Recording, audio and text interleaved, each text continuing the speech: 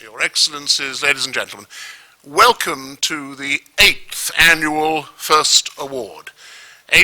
7 years ago, in the year 2000, we met to inaugurate the First Award for Responsible Capitalism, which sought to do what First Magazine does, bring together those who are first in their various fields, be it politics, diplomacy, commerce, industry, and provide for them a forum. And we thought that it would be a very good idea to give an award for responsible capitalism. And that award was given in 2000, and our guest of honour on that occasion was the Chancellor of the Exchequer. And last year, of course, we were very graced to have the presence of the Princess Royal. And Rupert Goodman said to me, I want you to find somebody who's really in the news to do it. And so I thought, well, we had the Chancellor the first time, let's have the Chancellor the second time. The Chancellor had changed, but the Chancellor is certainly in the news. I'm sure he is delighted to be relaxing in civilized company tonight. And I'm sure that we all feel for him, and we are all delighted to have him here. And I'm going to ask the Chairman of the Judges in a moment to say a thing or two about the winners. This annual award is rather a difficult procedure because we receive upwards of 100 nominations from all over the world, from ambassadors, from the President of the World Bank, from all manner of important individuals. And the judges, first of all, under the chairmanship of Lord Darendorf, who sadly is not well and can't be with us this evening, and over the last 2 years under the chairmanship of Lord Woolf, has a real task. And this year it was again a difficult one, but in the end the decisions were easy to make. When Lord Darendorf stood down as chairman of the judges, Lord Howe said, well, we better have a proper judge. And of course, 2 years ago, our guest of honour was the then Lord Chief Justice. He is no longer Lord Chief Justice. He is now chairman of the judges of the First Award, Lord Wolf of Barnes.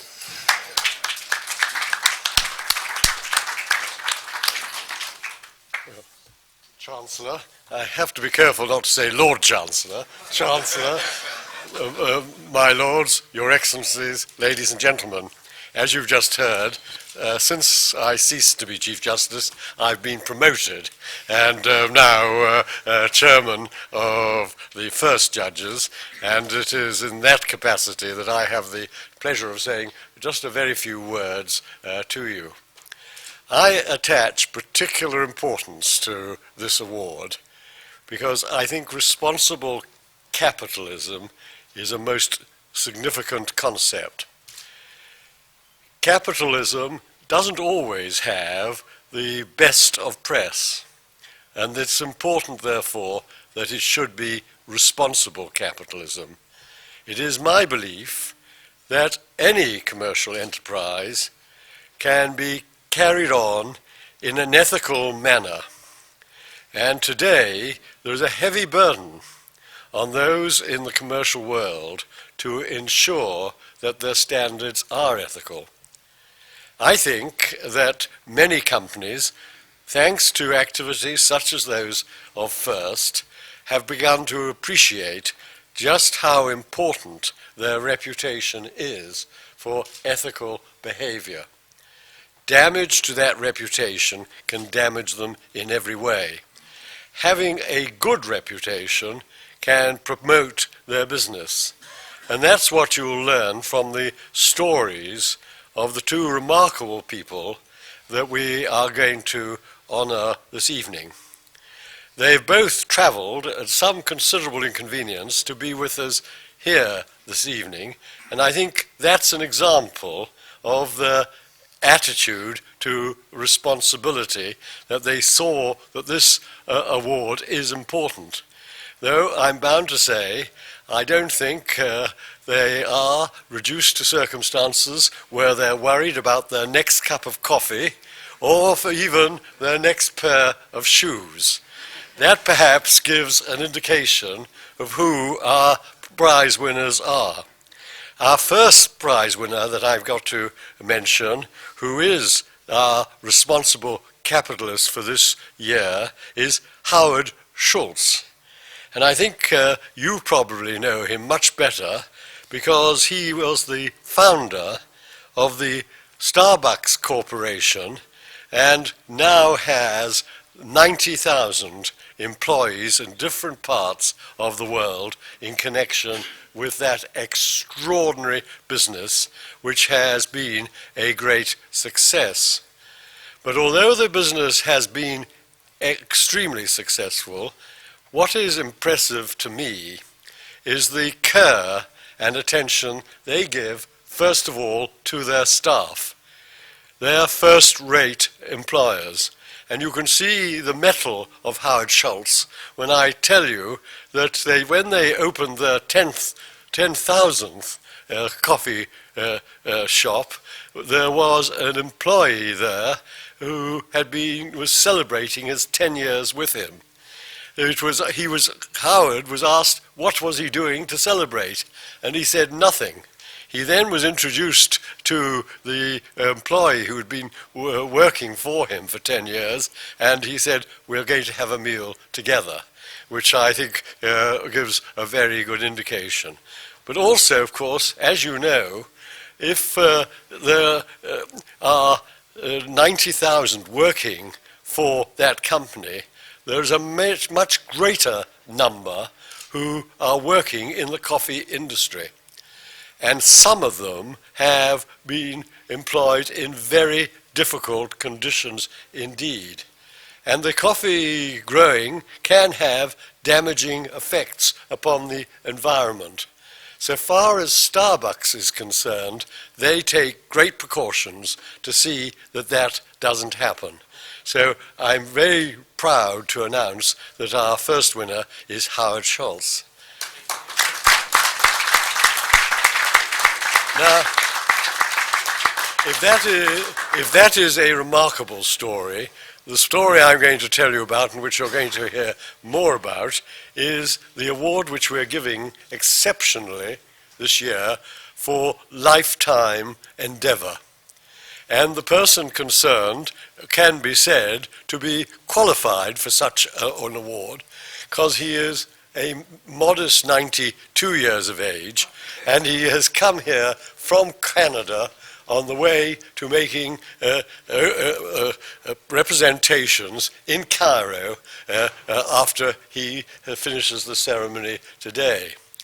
Mr. Thomas Bata is a member of the famous Bata family, who have made the shoe manufacturing synonymous with their name.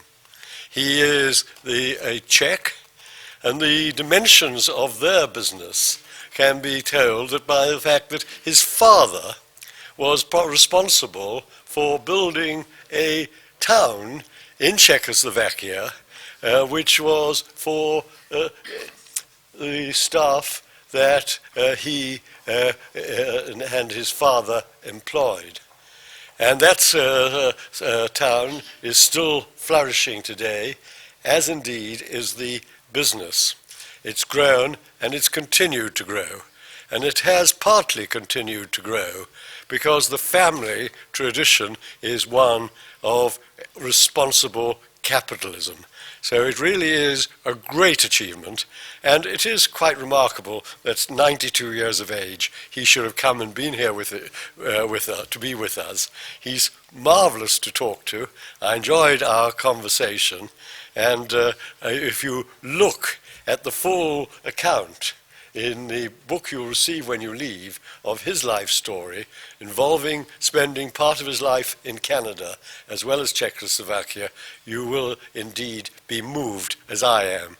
So I honor those two great men, and I call upon the Chancellor to make the award.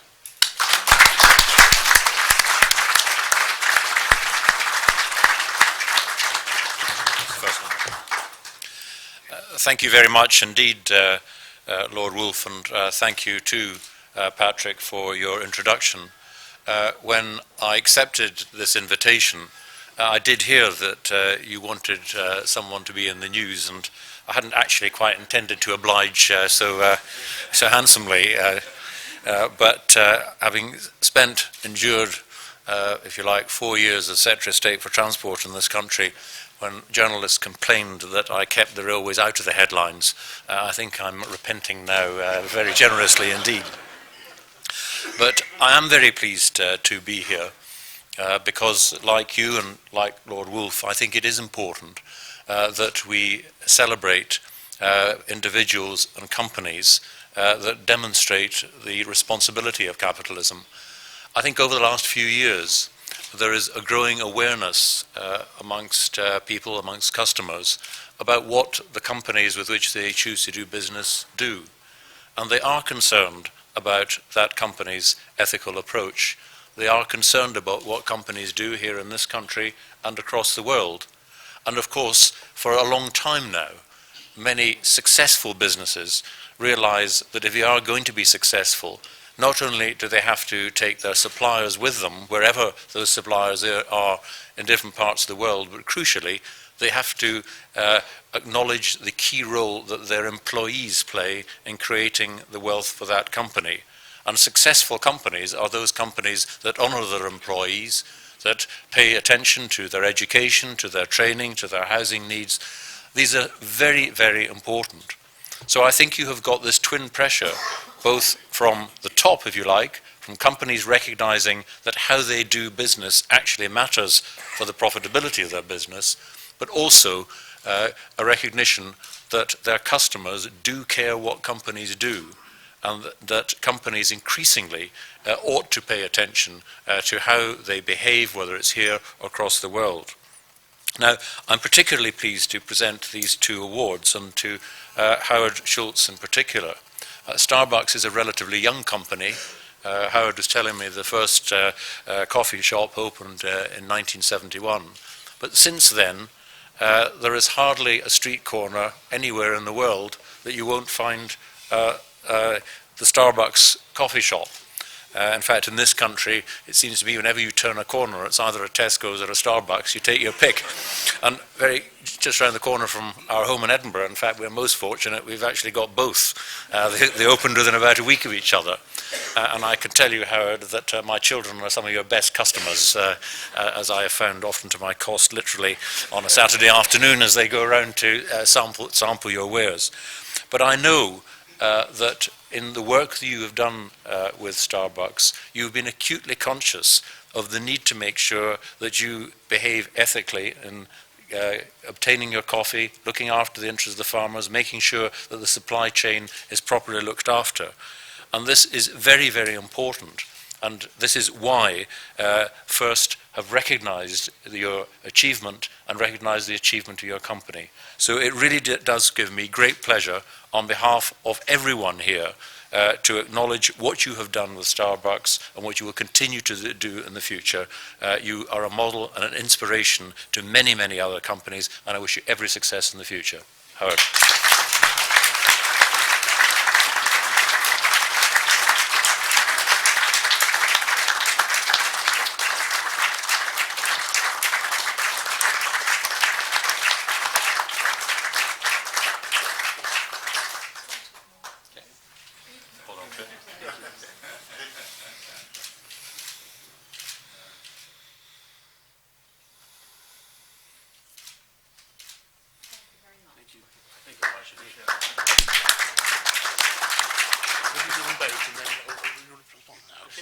Yes, I'll ask Howard Schultz to respond briefly now, and then we'll move on to the second one. Thank you very much. Thank you. Mr. Chancellor, Your Excellency, my lords and ladies and gentlemen, we are sincerely privileged and honored to receive this kind of award and recognition. On behalf of all the people who work for Starbucks, now in 43 countries, it really is their work and the demonstration they put forth every day that deserves a recognition. I just thought I'd take just a few moments and share with you a personal story that relates to why we feel this is so vitally important, not only in our company, but businesses around the world. I grew up in a family that would be loosely described in America as lower middle class. My father was labeled as a blue-collar worker. He had a series of really bad jobs. And I noticed when I was a young boy that much of his work was devalued in the marketplace because he was uneducated. And I really felt that his self-esteem as a human being was fractured by employers that just did not value him. And we grew up in a family that did not have health insurance many, many times during our life. And the first thing we did in 1987, when we had 11 stores and 100 employees, since in America the government does not provide health coverage, Starbucks became the first company in all of American business to provide comprehensive health care for every single employee, and the first company to ever do that for part-time workers. We then followed that up with a very unique point of view, and that was that we were going to create an equity program in which every single employee in the company would own shares of Starbucks. And we followed that with the same program here in the UK. I mention that because we learned a long time ago when we were small that the only way to build long-term value for the shareholder is to link long-term value for the employee. And it's been said many times already this evening that responsible capitalism really is about building a great business that is enduring. We learned, and I think we're a great example, that you can build a great, enduring, sustainable business, be true to your employees who deserve your commitment, and at the same time link value for the shareholder, value for the employee, and I think we're living proof that in the process you actually can make more money. And I think so often we are recognized for things that we do, not because we're looking for recognition or it's great marketing, but we truly believe that a business must have a conscience and a soul. And great businesses, in my view, are not just about making a profit. Great businesses are about the balance between profitability, a social conscience, and a level of benevolence. So on behalf of all of our employees around the world, and especially those based here in the UK, I accept this award on their behalf, and thank you very, very much for the recognition. Thank you.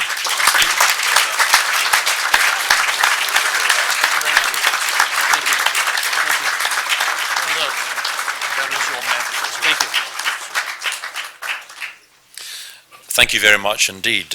Before I turn to the second award, I think we should also acknowledge the work that FIRST does in running these awards. As Patrick said, this is the 8th year, but I think one of the most important things is, of course, that in the process, very substantial sums are raised for charity, and that's very, very important too, and I think that work should be acknowledged as well. We now turn to the second award, which Lord Wolf announced, and I'm particularly pleased that Thomas Bata has been nominated to receive this award. When I was speaking to you when we came in, I said hello to you, and then I was introduced to ambassador after ambassador after ambassador. And I think it is a mark of your achievement that there are so many ambassadors who lay claim to you. So congratulations indeed. Don't stand here. There is one other matter that, of course, confirms everything people have said about you and your good judgment, because your wife tells me that your children were, the lady who helped bring them up came from near Edinburgh, where I live. So that shows your judgment really is exceptional. But as Lord Wolf had said, the reason that you are receiving this award is not just in recognition of the tremendous success of your company, which is a household name, but also and particularly because, again, you recognize the importance of encouraging and supporting your workers, of improving their skills in education, of making sure they had housing, and also in relation to the way in which you run your business, you have demonstrated corporate social responsibility way before it became popular to do so. I know that you have also spent a considerable amount of time running programs to help junior employees improve, and a foundation to help promote culture and to contribute to society. You really have achieved a tremendous amount in your lifetime, not just in your company, but recognizing the role that you can play as a leader in the countries in which you operate. So congratulations. I hope that you will feel that we have honoured your lifetime achievement. Congratulations and well done.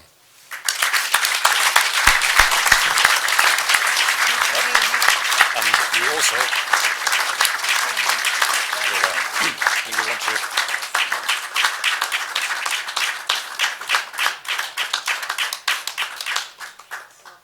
This way, young man.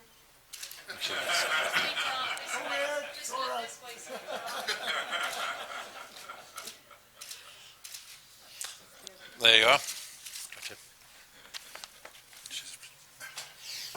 Mr. Chancellor, my lords, ladies and gentlemen, I've been told to limit myself to 3 minutes. Well, I hate to tell you that I will have a little difficulty at my 93rd,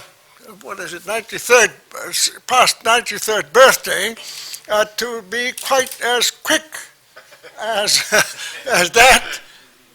But I will tell you that I have had an enormous good fortune in life, which only someone upstairs could have bestowed on me, to be able to follow up the start of my father's ideals, who started as a simple shoemaker in what became at that particular time the new Czechoslovak Republic.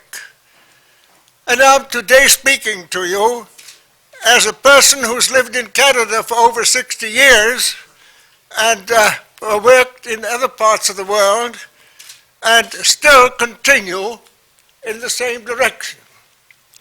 My father was an idealist who believed that people should be helped not only to work, but to work and also enjoy life. And for that reason, in his activity, he started building houses, hospitals, and every other opportunity a long, long time ago. And that has been one of the successes which brought us around. And today, however, after wartime situations and so on, we have evolved into through my work based on Canada, we have evolved into an organization with many enterprises and many factories, and somewhere around 40 to 50,000 people employed throughout the world. The important thing which we have been looking at all the time is not so much only that we have to make a profit. We have looked at the fact that we are here to also help improve matters in the world.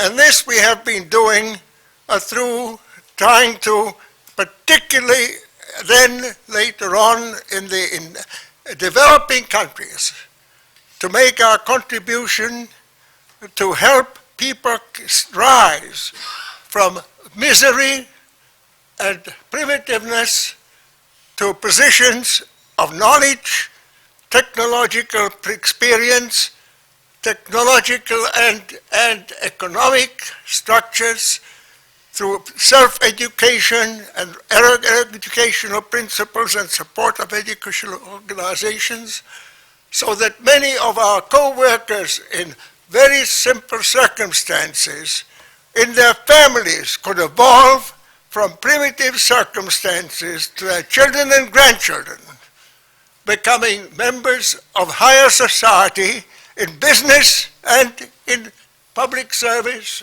in education, and in government.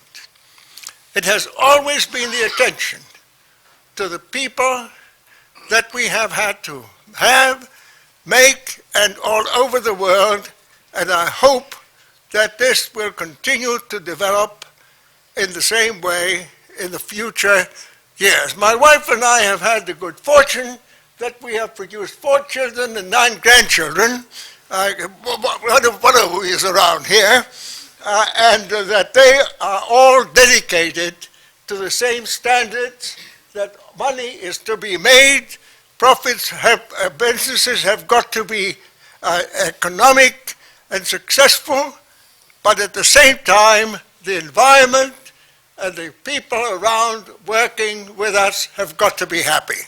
Thank you very much indeed for this honor, and I hope that we will continue in the same traditions.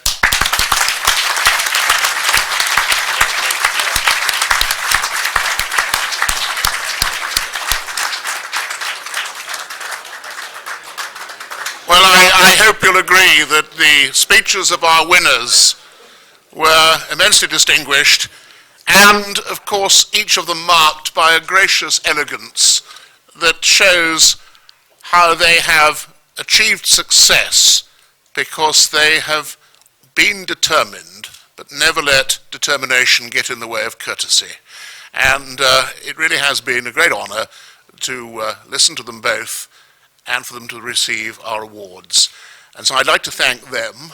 I would like to thank Lord Woolf for all the work he's done as chairman of the judges and for what he said this evening.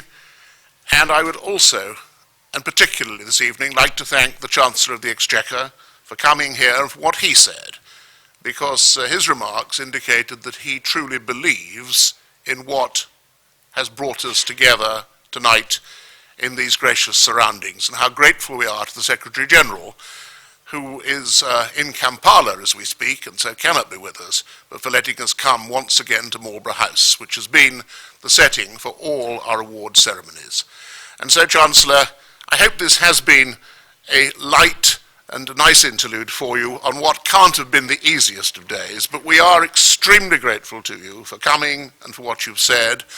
And thank you all, ladies and gentlemen, for being here, and I hope you enjoy the rest of the conversation, the rest of the evening. Thank you very much indeed.